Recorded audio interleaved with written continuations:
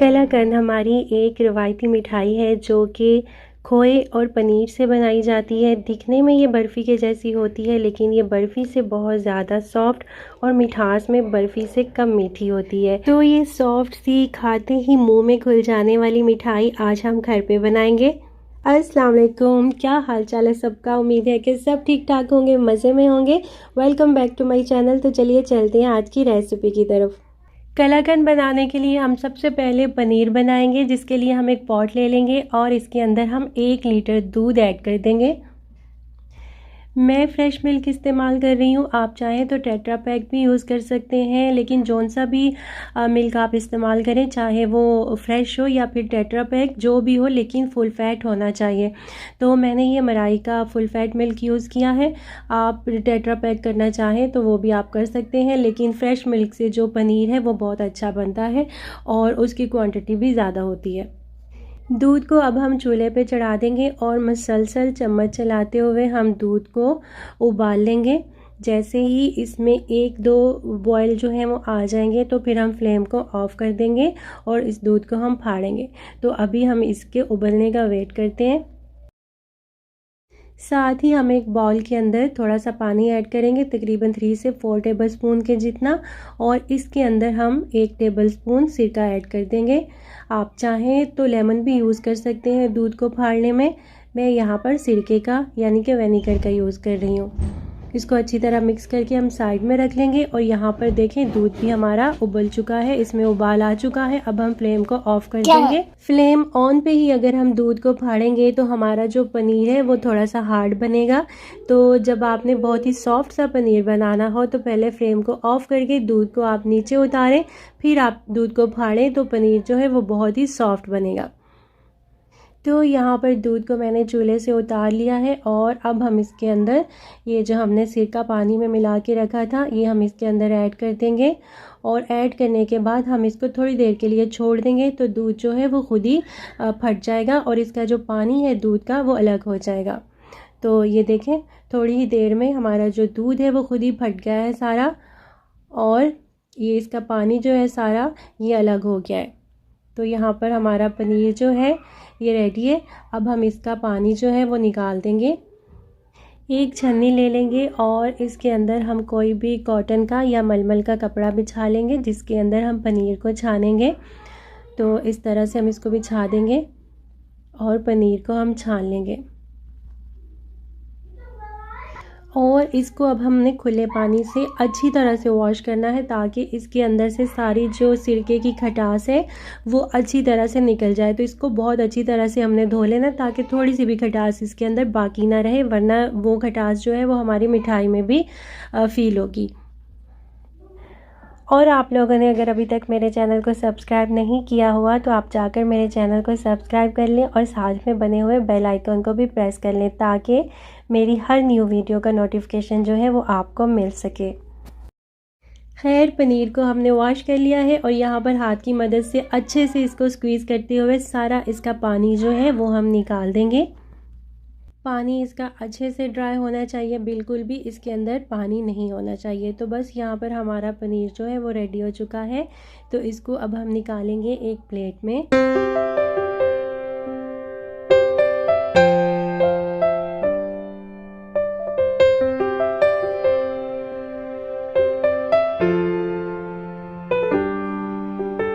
तो ये देखिए, बहुत ही सॉफ्ट सा हमारा पनीर जो है रेडी हो चुका है। इस तरह से आप हाथ से इसको खोल लें और चाहें तो आप पोटैटो मैशर से इसको मैश भी कर सकते हैं, लेकिन मैं इसको इसी तरह से यूज़ करूँगी।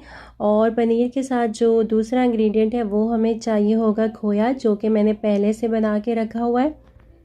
खोया मैंने एक दिन पहले बना के रख दिया था, इससे आपको ज़्यादा मेहनत नहीं करनी पड़ती, बहुत जल्दी से आपकी मिठाई जो है तैयार हो जाती है। तो इसलिए मैंने इसको कल बना के रख दिया था। और इस होममेड खोए की रेसिपी भी मैंने ऑलरेडी आप लोगों के साथ शेयर की हुई है, उसका लिंक भी मैं डिस्क्रिप्शन बॉक्स में ऐड कर दूंगी या ऊपर आई कार्ड में भी दे दूंगी। इस खोए को आप बहुत सारी रेसिपीज़ में यूज़ कर सकते हैं। बहुत ही मज़े के गुलाब जामुन भी आप इस खोए से बना सकते हैं, इसको बर्फ़ी में भी यूज़ कर सकते हैं और बहुत सारी मिठाइयाँ आप इसके साथ बना सकते हैं। अच्छा जी, इस रेसिपी में आप 1 पाव के जितना खोया जो है वो यूज़ कर सकते हैं। ये जो है 1 पाव से थोड़ा सा ज़्यादा है। मैं आपको चेक भी करवाती हूँ इसका वेट जो है। ये देखें, ये है 285, तो ये 1 पाव से थोड़ा सा ज़्यादा है। आप 1 पाव भी यूज़ कर सकते हैं। और साथ ही मैं आपको पनीर का वेट जो है वो भी चेक करवा देती हूँ, जो कि हमने 1 लीटर दूध से बनाया है। तो इस पनीर का वेट है 180 ग्राम।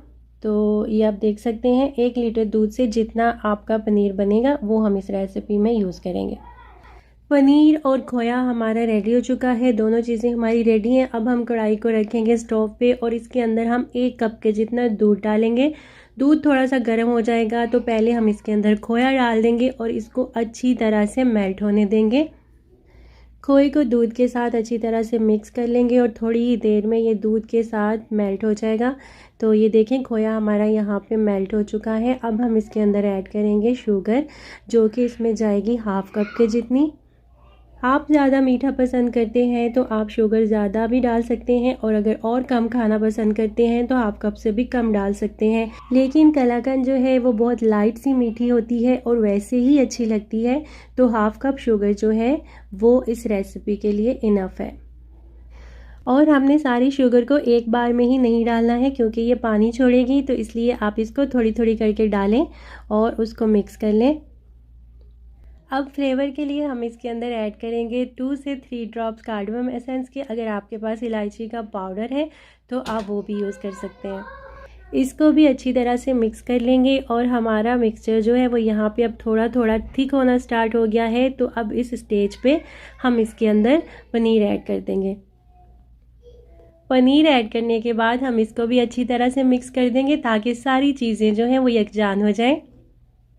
उसके बाद हमें कंटिन्यूसली चम्मच को चलाते हुए फुल फ्लेम के ऊपर इसको कुक करना है।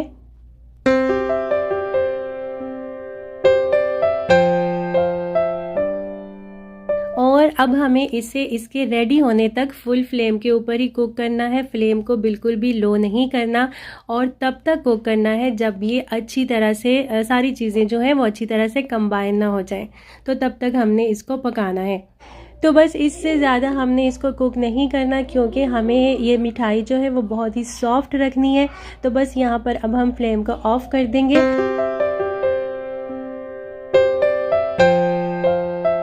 यहाँ पर मैंने एक ट्रे ले ली थी जिसके अंदर मैंने बारीक पिस्ते जो हैं वो चॉप करके डाल दिए थे। अब इसके ऊपर हम इस कलाकंद को डालेंगे।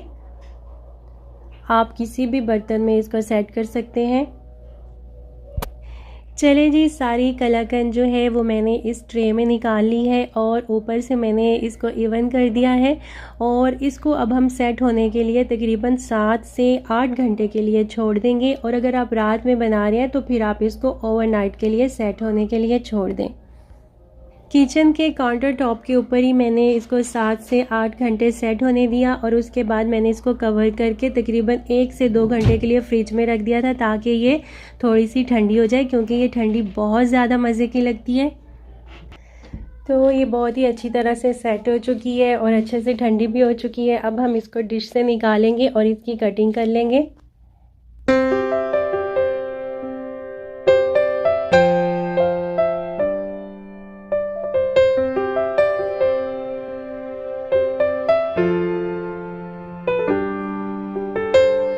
तो यहाँ पर हमारी बहुत ही मज़ेदार सी कलाकंद जो है वो बिल्कुल तैयार है। आप इसे घर पर बनाएंगे तो आपको अंदाज़ा होगा कि ये बिल्कुल हलवाई के जैसी बनेगी, या आप कह सकते हैं कि उससे भी ज़्यादा अच्छी बनती है। तो आप इसको ज़रूर ट्राई कीजिएगा। इस रेसिपी को बहुत ही कम इंग्रेडिएंट्स के साथ ये मज़ेदार सी मिठाई घर पे बन जाती है।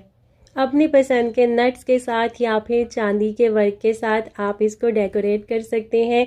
आप इसे अपने फ्रेंड्स के लिए बनाइए, अपने घर वालों के लिए बनाइए, अपने मेहमानों के लिए बनाइए। सब आपसे बहुत ज़्यादा खुश होंगे और यकीन भी नहीं करेंगे कि इसको आपने घर पे बनाया है। वीडियो अच्छी लगी हो तो इसको लाइक ज़रूर कर दीजिएगा और अपने फ्रेंड्स और फैमिली के साथ भी शेयर कीजिएगा।